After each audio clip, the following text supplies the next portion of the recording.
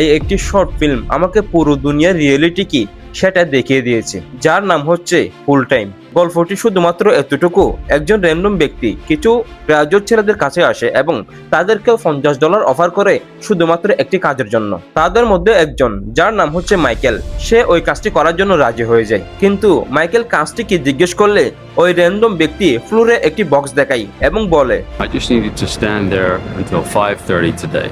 কিছুক্ষণ সময় পর্যন্ত মাইকেল ওই কাজটি করতে মানা করে দেয়, কিন্তু শেষে সে ওই কাজটি করার জন্য রাজি হয়ে যায়, যার জন্য ঠিক 5:30 তাকে ওই ব্যক্তি $50 দিয়ে দেয়।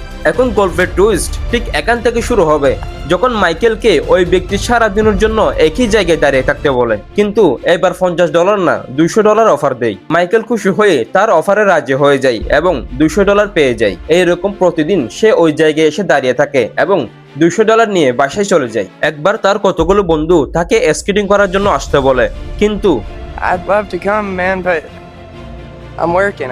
I really can't. ইনফ্যাক্ট একদিন একটি চোর তার চোখের সামনে চুরি করে পালিয়ে যাচ্ছিল।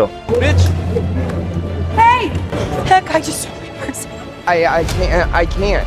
এখন যেদিন সে তার কাজে বিরক্ত হয়ে চলে যেতে চাইল, তখন ওই র্যান্ডম ব্যক্তি এসে তাকে অন্য একটি জায়গায় নিয়ে যায় এবং বলে, I'm raising your salary by 30%.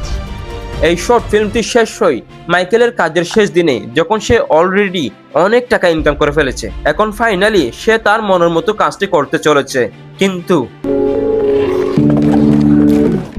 এটি শুধু একটি ফিকশনাল গল্প না, বরং অনেক মানুষের রিয়েলিটি, যেখানে দেখানো হয়েছে প্রত্যেক মানুষ অনেক কিছু করার ইচ্ছা রাখে, অনেক কিছু করার ক্ষমতা রাখে, কিন্তু সোসাইটি, কালচার, ভ্যালিডেশন আর কম্পারিজন এই চক্রগুলোর কারণে সে ভুলে যায় যে যেটি সে জীবন মনে করতেছে সেটি কি জীবন নাকি একটি ট্র্যাপ।